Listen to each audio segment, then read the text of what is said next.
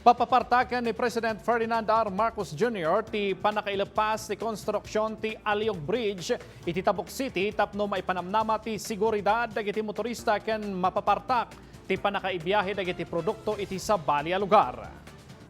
Idilang na palabas sa lawas in inspeksyon ni Department of Public Works and Highways Secretary Vince Dizon ti rangtay.